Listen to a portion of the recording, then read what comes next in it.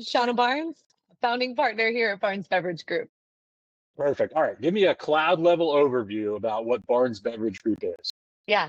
So we're a full service law firm that services the beverage industry.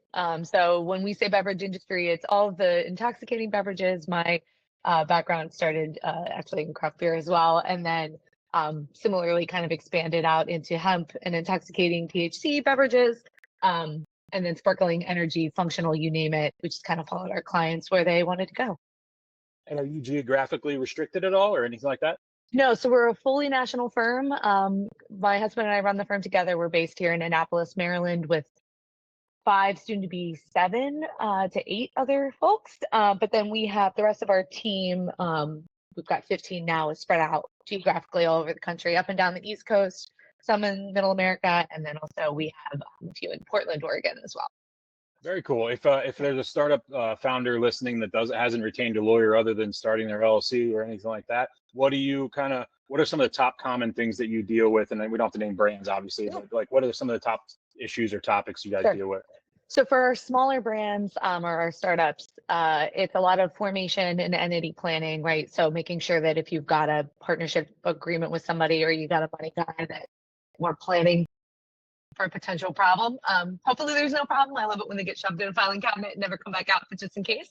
But then we also do a lot of labeling, formulation, kind of a review and support to help make sure that what you want to put on your label matches how it's formulated. And so you're not disappointed, right? You don't think you're going to run with a product that you can't call it what you want to call it, or you can't market it how you want to market it. A lot of distribution agreements, trademark, and those sorts of things. Hopefully nobody of that size is in a lawsuit, but sometimes that's all. Because that's how the small brands come in. They're pissed at their co-packers. They're mad at their co-packers. Oh, we curse all the time. You're good. Yeah. Don't hold back. Here, I use all the words. But no, so they're mad at their co-packer or they're pissed at a distributor and want to break up. So sometimes they come in that way, but I don't like litigation. I think it's a waste of everyone's time and money. So usually it's more of those kind of formation type things to help folks get their product on the shelf. I see the Penn State shirt. I'm a Penn State guy. Did you go to Penn State? Oh my gosh, yes. My whole family went to Penn State. I have an enormous fan. Yeah. No one ever wants to be the black sheep that doesn't go. Well, there was a moment in time where, to piss off my parents, I told them I was going to go to Pitt. And my mom was like, "That's fine. We're not paying for it." And I was like, "Okay." The only next one you could have been is like, "I'm going to Notre Dame or something." Right, 100%. Well, I mean, this was some years ago, but I knew I wanted to go to law school, so I was like, "I will take whatever financial support you will give me, parents, wherever I go. That's it. It's fine." But it was the best place. So it was the right move. That's awesome. Well, I'll give the audience some context. I got to meet your husband while we were lobbying together in DC and stuff like that. And kind of let's not necessarily all focus 100% on him, but I do, while you're on this call, would like to spend a few minutes talking about where we are and kind of as much as you want to share about. I mean, I can kind of fill in as well from different levels as far as state goes and stuff like that. But I guess I'll just say, like, where's your perspective on it as a business, and kind of what advice? Let me leave it this way. I don't want to leave it as like just feelings. I want to leave it as like action items that like where you see it, and then what opportunities where people can step up, step in, and help kind of keep this thing moving forward for the next couple months. Yeah, so as my husband Brandon probably told you, we are personally consumers of these products. We love them. So we are pretty pissed off about the current state of the regulatory framework, but it is what it is. So I think federally, what we're recommending and kind of the way that we see it is plan for the ban to go fully into place. I think doing anything other than that and spending your energy doing much other than that right now would not be the best use of your time. I think similarly, continuing to lobby your Congress people. We're actually in Andy Harris's district. He won't take our meetings unless we're calling on behalf of the Brewers Association, but so trying, we send emails, we know they go into the void, but and it is what it is. But to the extent that we can, our business is here in Indianapolis, so we'll reach out to our local reps every couple of weeks just to say, hey, we're still here and we still care about this. So if there's an opportunity to support us, please do. And then in terms of what we're telling our clients to do, to your point of like, where are the opportunities, where can you lean in? I think sell as much as you can this summer, right? Like sell as much as you can this summer, stockpile as much cash as you can to hopefully weather the storm. We do think it'll come back. All the signs are indicating that once there's some leadership change in the House and the Senate, particularly the Senate, we think that there will be some really good forward progress and motion, but there's probably going to be a period of time where we're sort of treated like traditional, recreational marijuana cannabis. So to that extent, selling as much as you can through the summer, sort of planning to make sure that you don't end up with a bunch of excess inventory. That's what we've been telling our folks to do. And then pivot. What can you do to keep your brand alive? So is it a functional beverage? We have some clients looking at canna and kava. What can you do to just weather the storm while we wait for the next iteration of kind of a hemp regulatory or cannabis beverage regulatory framework, depending on what comes down. That's also got some side benefit, right? If you pivot to a functional and you've never done a functional before, you get a trademark. So like, there's some benefit. I know some of my clients are like, that's cute, Shauna. That's not like great. So you're like, yay, trademark. No business, trademark.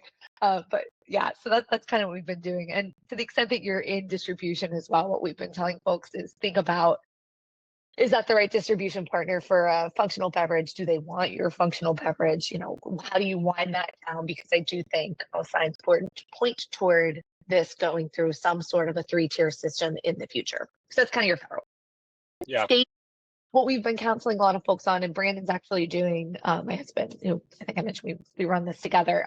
He's doing a presentation at Hemp Beverage Expo in a couple of weeks on like. Oh, nice. I'll see him in a few weeks. I'll be down there on a panel with the Brewers Association and Boston Beer.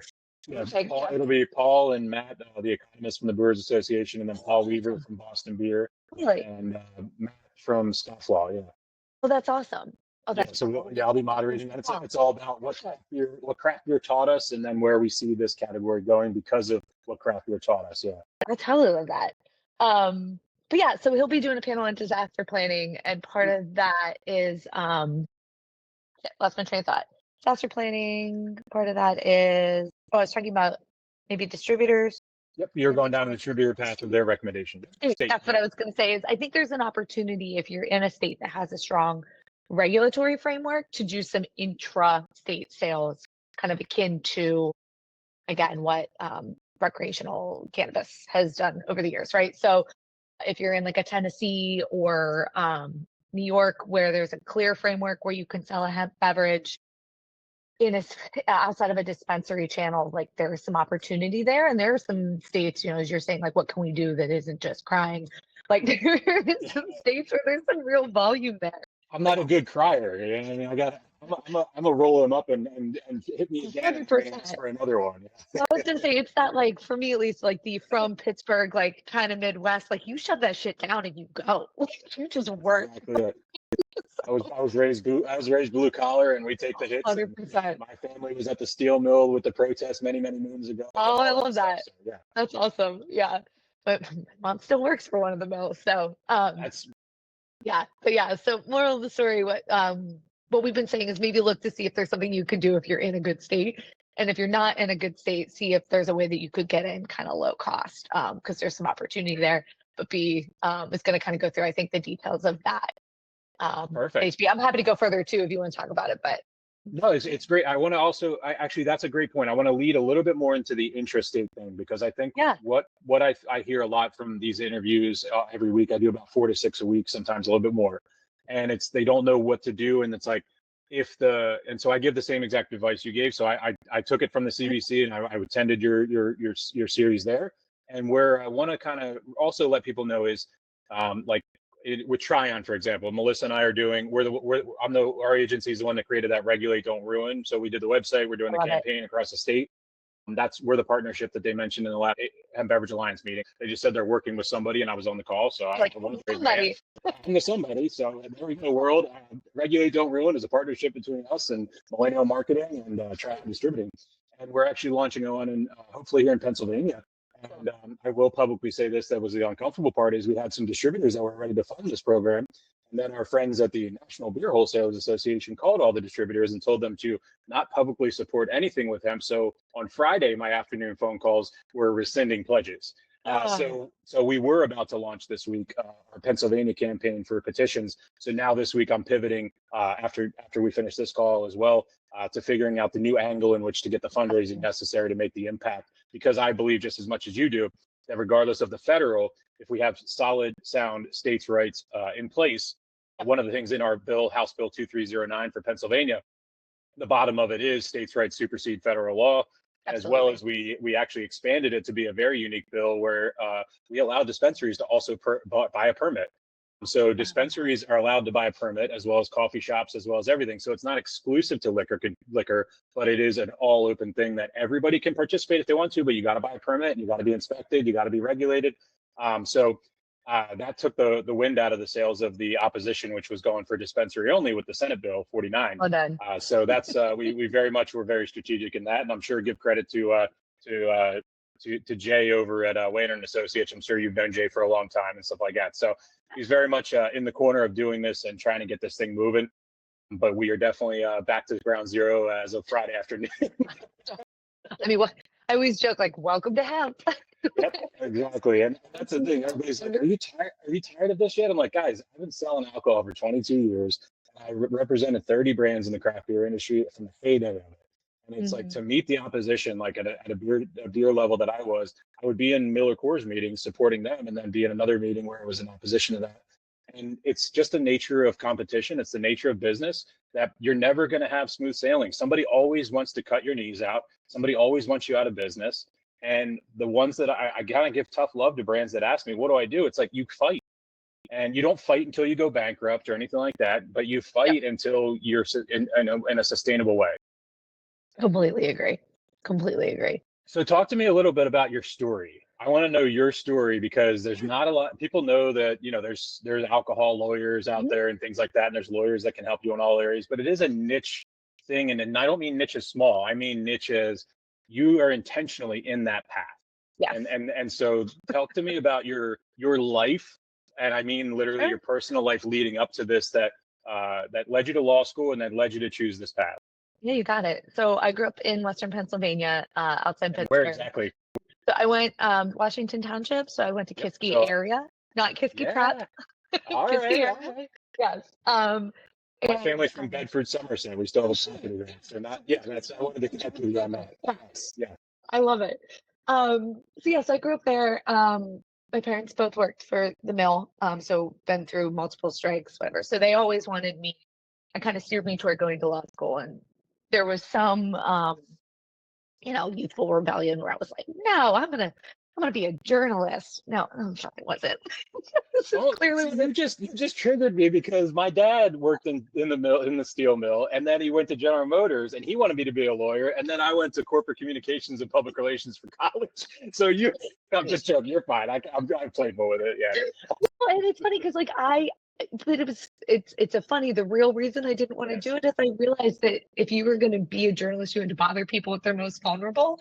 I'm like, that's just not who I am. Like, I want to help you. I don't want to bug you. Right. So went to Penn State, loved it. Took full advantage of that 4-year college experience. And then when I was applying to law schools, was like, you know what, I probably should slow my ass down a little bit. And so I went to Wake Forest in North Carolina, in Winston-Salem, which is where I met my husband.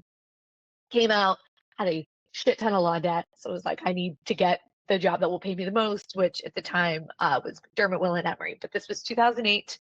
And so I got an antitrust offer. And this is not an antitrust lawyer.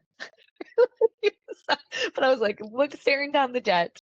Brandon actually went there as well. He recruited me a little too well. It was a running joke. We were friends at the time, and then we ended up dating, got married. But I realized pretty quickly, like, that wasn't it for me. Like, I didn't want it. I didn't like it. Stockpiled as much money as possible to pay down as much of my debt as possible. And then had this so McDermott had, at the time, Mark Serini, who's now with the Brewers Association, was heading up their food and beverage practice. And I was chatting with him at a happy hour. was like, I just want contracts. Like, I don't want to be in hospital basements pulling documents. Like, this isn't me. I would really like to do some contracts, and I had done some work for him as a summer. I was like, do you have anything you could give me? And he's like, hell yeah, I do. So I went into my office the next day, slightly hungover. There was a stack of files and a note that was like, see me, like, I've got some work for you. Completely changed the trajectory of my career. So I did that for a little while, kind of straddling one foot in antitrust, one foot in alcohol. And ultimately got the opportunity to go to Dogfish and start their legal department, which, yeah. And once I was in, I was never leaving, right? I felt like The second connection is I started this business in 2008. So I've had this business as a solopreneur for 18 years, and I started it after, I was selling Dogfish Head when I was at Aurelio. Hell yeah. Fell in love with the brand, the culture, got to meet Sam at a very young age, and I was like, I fucking want to be whoever this guy is, and I want to walk in whatever footsteps, and brewing up a business. And that was the book. And I read the book. I'm sure it's probably on your shelf. Yep. Exactly. And that's when I started this business, was right after I finished reading the book. And that's then a year and a half ago, I went up and Mitchell actually made a connection, reinforced everything to Sam, and actually got to go up and shot the 100th episode of my podcast, Fish with Sam. Awesome. It's crazy. I didn't realize that was your connection too, because Sam and I were just on yesterday about trying to do some stuff again. So it's as far as just podcast related stuff. And so there's just every once in a while when I do these interviews, I want people to know, like, when we're kind of crossing paths, and we're about the same age. So it's funny. Yeah. Dude, that's fucking awesome. No, we are the same age, by the way, because you said your age, but I'm not saying mine again. But no, I think so I went there, right? And if you imagine, this is 2012, so heyday of craft beer, right? And they had this giant expansion.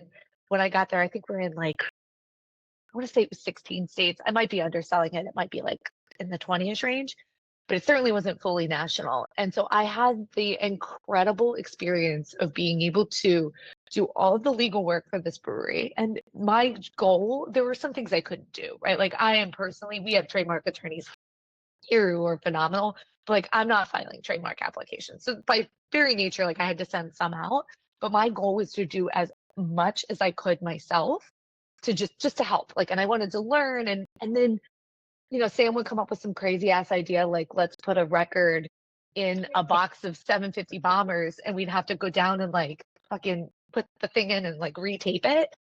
And I would load it on a truck and break it. And then you would load it on a truck and sell it, right? But like, I put my steel toes and my PPE on, and I go down, and like I remember sitting down with the engineers, negotiating the contracts for their expansion, and being like, tell me all the ways that this could go to shit. Right. Like, and I'm going to draft you a contract that plans my best for this to go to shit. And of course, some things did, you know, and, but I really learned the business, and it was such an incredible opportunity. And there was never a moment of like, get out of here, lawyer. Like, nobody wants you in here. It was just, of course, like, yes, of course she wants to learn. Like, it'll make her a better lawyer. And it really did. Right. So I learned beverage, and we grew so friggin' fast. So like the first 4 years were just trial by fire, constant, so much. And then we hit about 2016, craft started to slow down. And so I also kind of got to see, like, what does a more mature, because at that point we were in, I want to say, like 40 states. When I left, we were 48. We were in like 40 states. We were looking at export. We were in Canada and some other, we had built a distillery. But it was like a more mature business. And like, what do you do when you have performing distributors and you need to rehab your network? And so, like, I helped us flip the network from some of our first craft distributors to the Miller. We traditionally went to the Miller Course House, although sometimes we would take the AB House. But like, flipped all these networks, renegotiated agreements, like, just got this incredible experience at such a young age. And then when I was looking to leave, not because I didn't love Dogfish, but because at this point I'd had kids, and Dogfish, this is pre-COVID, so it's super button seat.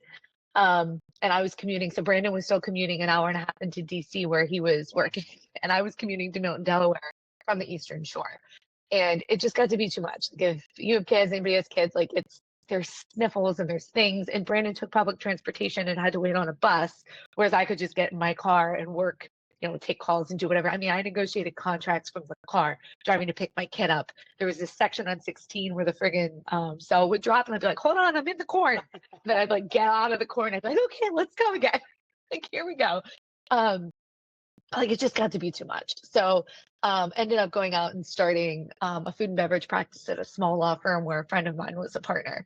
And there was never like I remember looking around and seeing like, could I find another in-house job in beverage, in beer? There was never a doubt in my mind that I was going to stay in this industry because it was my people, like Mhm. these are my people. The beverage people are unique and different, and selling a beverage is so unique and different to selling really almost anything else. And I didn't want to lose that expertise that I had. And I also didn't want to go work with different people. Do you know what I mean?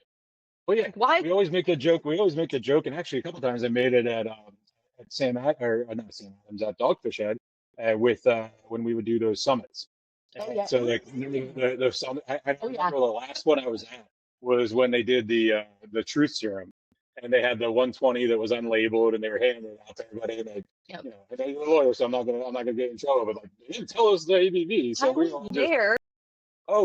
yeah. Harry Schumacher was speaking and all kind, and it was out in the patio or in the front lawn, Yep. and that was one of the funniest ones because like I at that time hadn't realized I'm 3.5 years sober now, but I didn't know what I was dealing with at the time because the industry and I don't want to get it too deep into it, but obviously the industry it was a different time, but also I don't want to use that as an underserving. We very much we drank all day long Oh and yeah. there wasn't a lot of time to like really realize if you had a problem or not until like a little bit later, and that was for me, and I own that.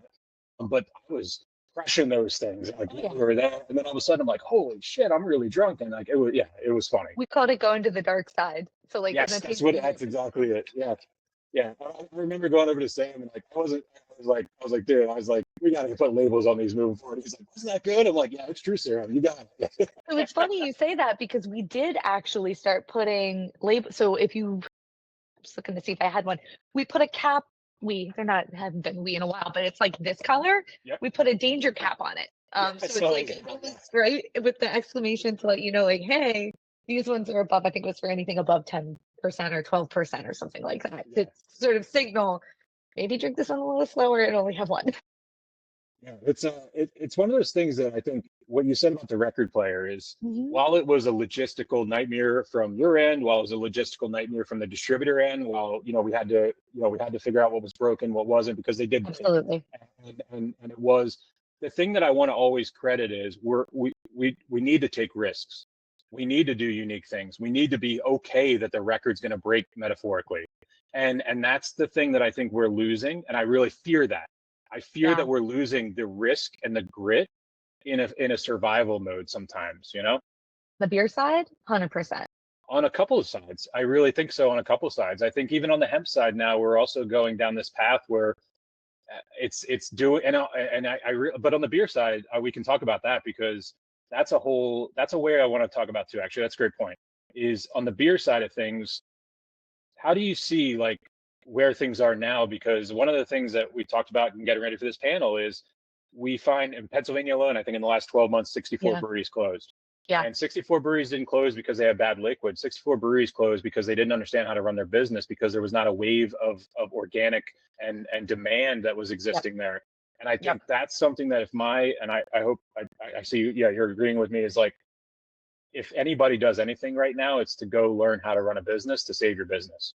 100%. Learn how to run a business to save your business and be really effing careful about two things: who you let into your business, who's Mhm. your investors, who's on your board, who's giving you advice, because I call them vultures. There are some vultures out there who will just Yeah. take advantage of you and maybe not give you advice that is best for you.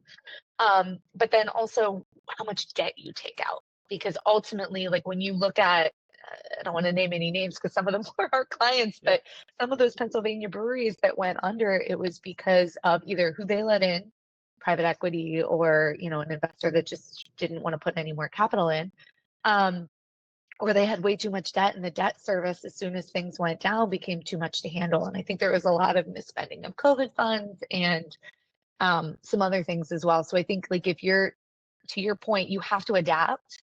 I think you have to adapt, but also and I say this is so much easier said than done, but you have to adapt without losing your soul. So I feel like some of our clients pivoted because like, well, everybody has a hard seltzer. And so they put in they put in equipment and things to be able to can a hard seltzer. It was a flash in the pan of a moment. There are hard seltzers, right? Like some people still drink them. I don't love them, but it's okay. Some people do. And there's really only 3 or 4. There's only really 3 or 4, and there's like we have some clients that are up and coming and taking way more share on that than they should, but it's because they have a good story, right? They have phenomenal liquid and a really good story. And the brand ethos is there, and everything is consistent. And that was, I mean, to me, that was the secret sauce of Dogfish, and it drove me fucking crazy. Like as the lawyer, and God love Sam if you listen to this, I love you. I don't envy you as his lawyer. Well, by far. But like, you know, and I appreciated so much. He was doing these things because he was like, you know, we're not going to make any money, but it's a good story. Everybody spit in this beer. We're going to make a chicha. It's a good story. We're going to go down to the pub and we're going to brew chalk lobster. And I'm going to need 20 of you to volunteer to crack the fucking lobsters into the, like all of it. Right. And it was, you know, and at some point we started to do the math and we were like, well, okay, maybe not everything can be a good story. Like there needs to be some ROI.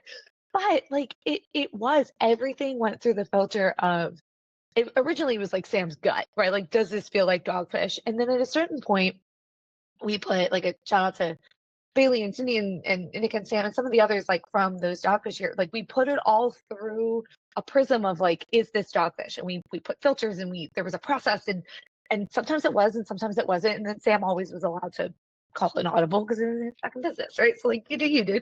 But like we never lost the soul. Like we never lost the soul. We never lost the story. And don't get me wrong, we made some beers that were not great.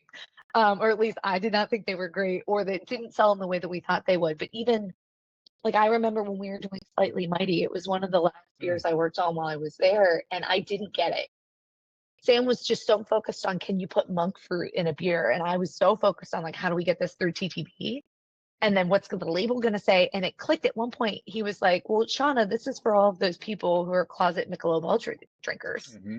And I was like, I'm a closet Michelob Ultra drinker because I'm getting older and that shit sticks to me in a way it used to. So I was like, wait a minute, this is a full flavor 95 calorie beer with no sugar and, you know, like, and they were like, yeah. And I was like, oh fuck, like I'm in. And it was there, right? Because it was like it served a need and there was a purpose and the story was there and the can was beautiful. And like, and that I think is the key. Like there are so many people that come into beverage looking to just flip a business. They're like, I see a white space, I want to flip a business. Like you need to get into beverage because you're in love with your beverage. Yes. I what you just said there is exactly it. And I need to reiterate, when I say I'm 3.5 years sober, I took a year away from the industry to get myself sober and get a footing, and immediately went right back. And everybody's like, why? And that's exactly what you just said. It's not because of the product, it's because of the stories and the people. Yeah. And I drive all day long. I do 3,000 to 5,000 miles a month in my car driving around. And I have RTD vodka. I have alcohol in my vehicle as I'm dropping samples. And I'm like, yeah, at any point I could be driving, reach back and grab one for the past 3.5 years. And I don't. But I keep driving and I keep driving and I keep driving because I'm telling stories. I'm not a salesman. I go and tell a story. I leave a product. If they enjoy the liquid and they want to carry it, great. If not, I move on to the next storytelling opportunity. The days of being a salesman, pushing things into and jamming SKUs into a shelf is over. And I want to also connect with you. And I'm going to be curious if you were a part of this. The Adam Lambert, and I'm going to make fun of him, and he's going to laugh if he does listen to this at all. Adam's profit margin and his Excel file that I had a full head of hair when I first was introduced to Dogfish Head. Mm-hmm. I believe it was that Excel file where it was like, okay, so you want one of these, so then that's going to change this over on cell 5, and then you're only going to get this of this. And I was just like, this is too much math for beers. Well, it's funny. I mean, we had to do it that way. I know, and that's what I'm trying to say. It was genius, but it was so hard. It's amazing. I was so, my point is to the compliment that someone was able to formulaically take the organize the chaos of the creativity that was existing in the chaos. I mean, in the most beautiful way possible. It was amazing. Because that chaos, while it was trial and error, gave acceptance and built a pathway for people to experiment. It broke the norm of like, here's this. We have IPAs, pilsners, lagers, and stouts. Yep. Well, that's what it was forever until a fucking champion came out and said, fuck all that. I'm spitting in my beer. I'm chopping up lobsters. I'm doing whatever. And all of a sudden the world's like, okay, how do we put this into metrics? Because also you can't produce 50,000 cases of lobster stout, you know, like. Well, and that is, it's so funny. Like I look back at it now because I'm at almost 16 years in beverage, which breaks my brain a little bit, a little over. But I look at it and I'm like, I didn't appreciate like how beautiful it was in the moment because I was just pulling my hair out trying to make it happen. Do you know what I mean? Yes. Like I was the brand manager for Dogfish Head. I got death threats whenever they didn't get 120. If they didn't get what I used to have a wall. Wendy Doomer, I can tell you that I would print out. I would print out the emails where people wouldn't get 120 or whatever they wanted, and they would be like, "I'm pulling." I had people like pulling all their products out of my portfolio and like leaving it outside, and I would tape them all to the wall. And she'd like come in to have our like business plan meeting. And she's like, "Where's my wall of threats?" I'm like, "Here you go." And it's like, Nate, F you, blah, blah, blah. Like, I'm never carrying anything you sell again. I'm like, see that one case that I didn't give them, just lost. And yeah, it's funny. Yeah. Like, check out of my car. Yeah. I'm getting my tires slashed. I'm not watching. Yeah. Yeah.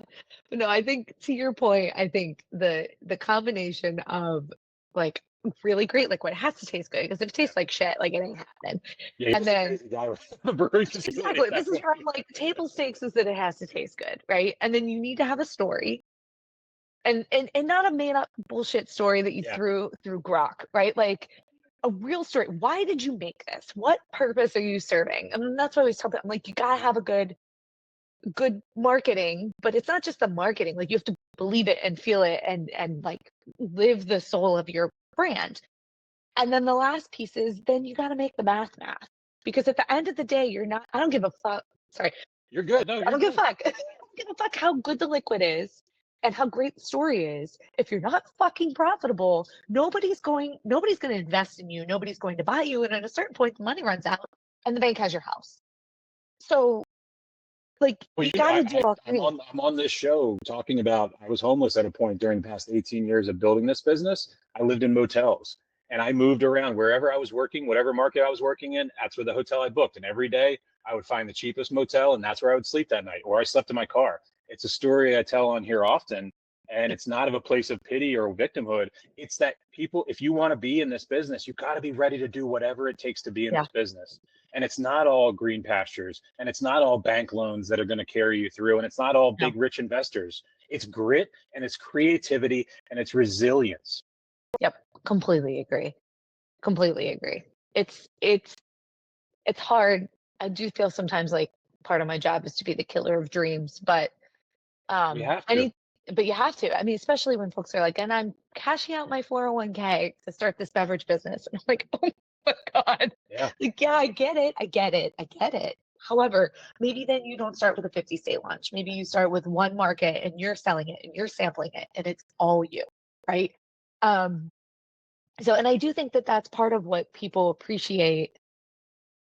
Like, I'm not, I don't know, for better or worse, I am who I am. Like, I'm going to tell you whether or not I think what you're doing is good. I'm gonna be kind.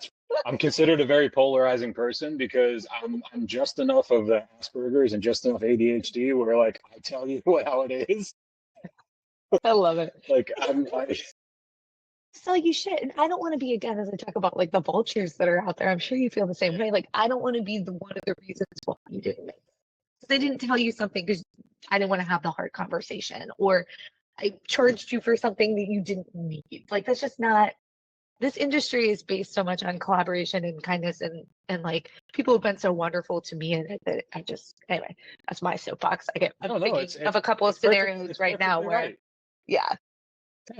It's one of those things where it's important, whether you're a lawyer, whether you're a consultant, whether whatever, it's important to guide your clients the right way, even and even if it means the detriment of your relationship. Like I tell a story of a couple months ago where I was like doing coaching for executive coaching for a different industry, and I was on the 5th session of this executive coaching, and because I go deep in this executive coaching, like it's not, I don't have a workbook, I do it like this where it's all motion and I try to find their passion and remind them of their passion of it. And at the end of the 5th session, he realized he was just there for a paycheck. And at that point, I messaged the owners who were my direct clients and I said, I'm going to fire myself right now because there is nothing I can do for my principle. Yeah. I can't manufacture desire and drive out of this person. And that's what you want from this person. Unfortunately, this is out of my hands now.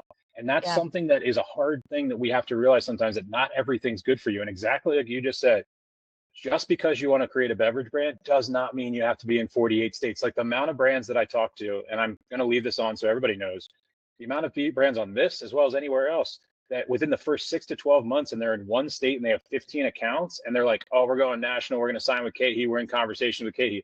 Great. Oh You're no. in conversations. Like conversations are free. But even then, when you get to that point, where are you going to find the $100,000 for the sales rep to be in that market? Because that's the other thing people don't realize. They're like, oh, well, I got marketing dollars. No, you need 100 grand to put somebody on the ground.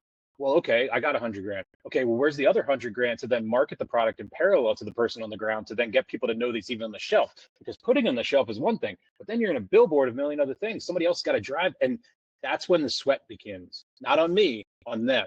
Agree 100%. And I think it's I know you come from the distributor tier, like the idea that the distributor is going to be primarily like, I feel like so many folks are like, I have a distributor, I'm done now, I made it. At I'm like, the 90%. game began. Like, okay, you had a baby business, now you have a real one. Saddle up, kids. Like, it's time to go. Those And like, brand building and distributorships ended 10 years ago. I'm sorry to wake everybody up 1,000%. and realize that in 2016 to 2017, it died. 1,000%. And it is not coming back. Because here's what's happened since then is they've been onslaught by all these new categories and all these new inefficiencies and all this. They don't realize, like everybody, I ask a lot of people this is my one test. Did you meet with the distributor? Did you meet with them? Yeah. Did you meet in person? Yeah. Where did you go when you were at the distributor? Well, we went to the boardroom and then we went to the car. You didn't walk the warehouse? No. Why didn't you walk the warehouse? Well, it's just a warehouse. That's where you see who your competition is, as well as who your share of mind is. 1,000%. That's how you understand what is going on. And your brand manager, like when I was in the distributor space, like I had 37 craft breweries in my portfolio personally. That meant every day 37 people depended on me to do a good job. That is a lot. And also, we're the same age. We're talking 2010 to 2017. I'm 20 some years old at this point. And I got 37 people in their home market that are depending on me to lead a team to then build their brand for them. And yeah, I did it for all of them. But those days aren't there anymore because the same guy that's sitting in my seat, or girl, I think it's a girl now, but the same person sitting in that chair does not have the same opportunities to build brands that I did 10 years ago.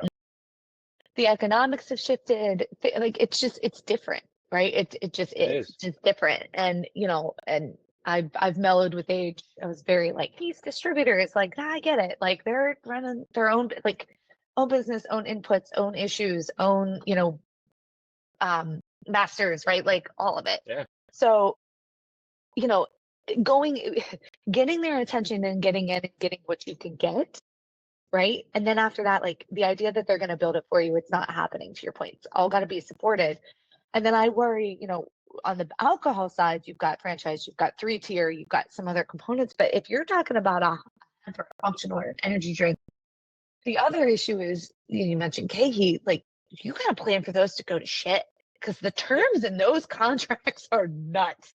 And most people aren't even looking at bill backs, price promotions, all this other stuff.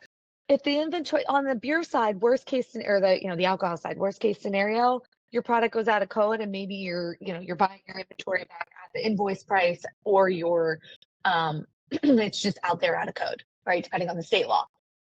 For a KHE, for some of the, like, you're buying it back at their profit price. Like you're basically guaranteeing their profit. And if it does not sell, where the is that money coming from?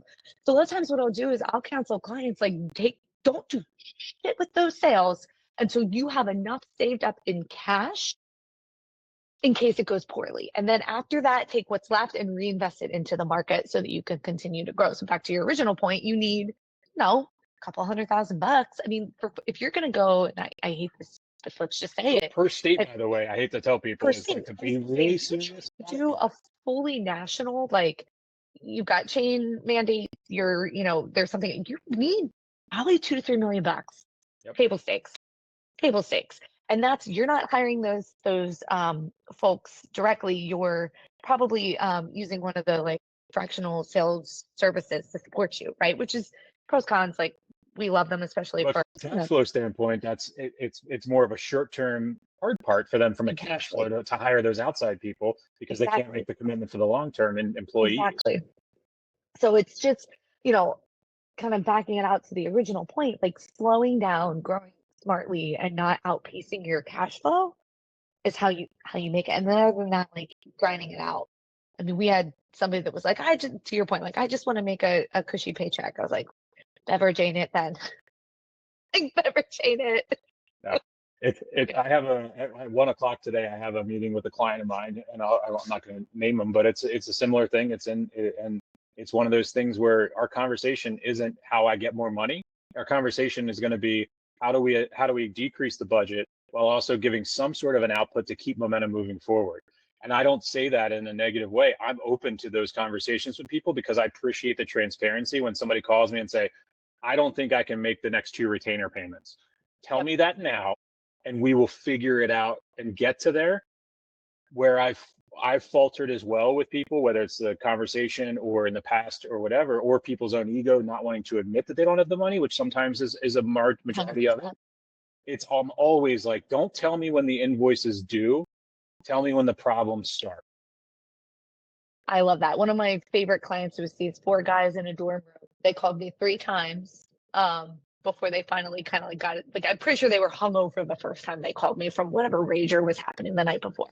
They didn't end up making it, right? For a lot of reasons, they didn't end up making it. But they would call me and be super upfront, and I'd be like, then don't do this. Like, don't pay us to do this. You can do this. Like, call me. I'm not going to bill you. Like, I'll hold your hand through the licensing. Like, licensing is not rocket surgery. Like, you can get your own license as long as your shit's straightforward. It's just time consuming, and then you got to maintain it. And that's where people usually fall down. So, but like getting ahead of it, owning it, and having those difficult conversations because, and then I think that's also very character revealing as well.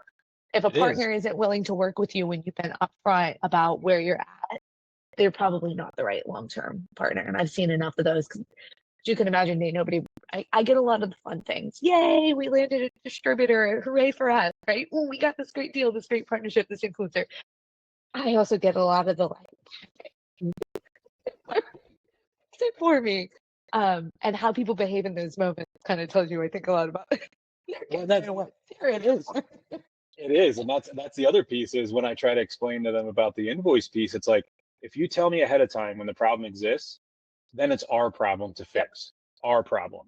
Yep. If you tell me when the invoice is due and you're going to tell me you're not going to pay, it's my problem now. And now what you just did was you're weak and you're cowardice because and I mean that, and I tell that to them, and this will stay in the episode because that's what you just put your responsibilities and your negligence of your running your business onto me. And now, however much money that invoice might have been, I'm a solopreneur. I'm not sitting. I'm also, that's the other thing that people need to realize. Yep. I'm not sitting with a bank account. I work with startups. Yeah. Yeah. Well, I got 15 people's payroll to meet, right? Like, and I think, I love that because I think that there's so much to that like, yeah. That's why I'm excited about this meeting this afternoon. Most people would be like, I'm so uncomfortable, blah, blah, blah. I'm like, no, I'd rather you tell me 2 months in advance 100%. Or a month in advance. 100%. Because there's something that can be done about it then. Yes. Yeah.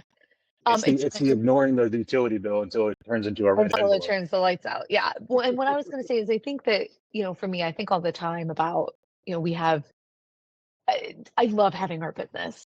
It consumes my whole life. My husband and I we're constantly talking about it. So, but I get all the upside and the joy and the like, I mean, right? Like I built this, you did this, like, this is incredible. We have, we're 15 people, we're chambers ranked, and we like all the things, right? On the flip side, I'm the one that has to take those fucking calls. I think that's what people forget. You don't get all the upside of like, I built a business and a beverage and look, there it is on the shelf and it's crushing it. Like you also have to take the calls from the pissed off distributors and the pissed off retailers and deal with the fact that the co-pack line went down and your time is off. And, I'm yelling at you because you haven't paid me or whatever. Like you get both. So you get all the upside. You also get the downside. And that's I mean, that's like America, right? That's exactly it. That's exactly it. And my business is called Free Mind for a reason. You know, what I mean, it's like it's you have it all, and it's all going to be there, and it's a matter of embracing it and figuring out how to navigate it. So I want to start. I'll start doing the kind of wind down here Sure. now, and kind of anything you want to share or anything that you want people to know about Barnes Beverage Group. No, man. I mean, I think this is a fun. I really enjoyed this. So no, I mean we're here to help. So if we can ever be helpful, reach out. And if you see me eating a boot, if I've got a beverage in my hand, that's a great time to poke me for some free advice because I'm always good for it, especially if I I thought if about I'm at the here. end, like at the end, giving you like some topic that I'm working on, and I was like, let me let the last 5 minutes and get a billable hour out of it. I love it. No, you're good. No, it's I'll use that later when You call that favor in a later date. I got a More than favorite 5 minutes. guy. Yeah. I've been in this business long enough with all the guys that are heritage in this. I'm not a favorite guy. I'm a let's do it all together guy. I love it. But I want to kind of give everybody kind of snapshots about online where to find you guys if a brand's listening and they're like, Yeah. I really dig this personality and this seems like a real down to earth lawyer. Which, by the way, I'm going to also, before you say anything, I want everybody to know I've spent time with Brandon, in over a 2-day period, not just at 15 minutes at a happy hour. And I can tell that if Brandon is representative of you, which it seems like it is, and you as the business, this is a stand-up guy and a stand-up business. And what you also, I know you not directly, but I know you because of the people you've worked with. We've name dropped a few people, not in a bragging way, but because we have common acquaintances and we have common friends. And that's what I want everybody to understand is that this industry is smaller than you think. And I'm glad to be able to provide a platform for people like yourself to be able to bring that forward and stuff like that. So yeah. Oh, I appreciate that so much. Yeah. So if you need us, if you want us, our website is drinkslaw with an S, law.com. You can find me on LinkedIn. Somebody from our team's at almost every major conference. So feel free to kick me an email. I'm slow on LinkedIn, but I do eventually get to it. Or my email is just sbarnes@drinkslaw. So, but I really appreciate it. This has been so freaking fun. So It always is, and I like that. That's good feedback, and I want to I'll close out with this stuff here. I'm looking forward to hanging out with Brandon again in a couple weeks. I'm only there for one day cool. because we have our public testimony, public hearing for HB 2309 on the 17th. So we're gonna testify and then hop on the airplane and get down to Texas for that. But I'll definitely text him and reach out when I get down there. But what I want to thank you for coming on, and I do want to be serious about this, is that not a lot of people want to get on because they want questions, they want to prep, they want to run through what am I going to ask, and it's a filtration process for me. It's intentional. Because the authenticity comes out and the real story comes out. I'm not a clickbait person, but I want honesty. And people that don't want to come on because they want questions, to me, that's a flag that you want to prepare because you want to cover something up sometimes. And so I want to thank you for the courage of coming on. And I don't want to undervalue that courage because this world is full of clickbait. It's full of gotcha moments, and the trust that you give me to have your story and to share your story, I respect and value that. So thank you. Well, thank you. This has been really fun. I really appreciate you having me. Perfect. Well, I'll close out with my last little thing here is for everybody to understand it is 2026 is a beautifully destructive world. And as much as we did talk about drinks and all the fun stuff, I also want people to know that this is a completely authentic thing. Shauna and I have never shared a coffee together, or sat in a bar together. We've never met. The biggest thing on top of learning about drinks and learning how to start a business and how to navigate the adult beverage world is understanding how to connect with strangers and the undervalue that there is in connecting with strangers. And I want people to realize that while your life might be fulfilling and you're listening to this because you're preparing your next business, that doesn't mean the person on the street is dealing with the same thing. So I implore everybody and I challenge everybody 5 minutes a week to be kind to a stranger, no matter where you are. When you're walking down the street, put your phone in your pocket, look strangers in the eye, smile, wave, wallet, whatever. When you're at the coffee shop or you're at the gas station, look to the person next to you filling up their coffee, ask them how they're doing, and don't talk, just listen to what they say and engage on their topic. We talk about ROI on the show all the time. 5 minutes a week, 20 minutes a month being nice to a stranger, you're probably going to change somebody's week, month, year, and God forbid, where we are in this world, if they weren't even planning on staying in this world, you might even change their life because a kindness can go a long way and a great ROI for 20 minutes a month. So, Shauna, thank you so much. I'm looking forward to many more conversations with you. I'm sure we're going to cross paths in person soon enough. Yeah. Have a feeling. Thanks again. Take care. Have a great day. Bye.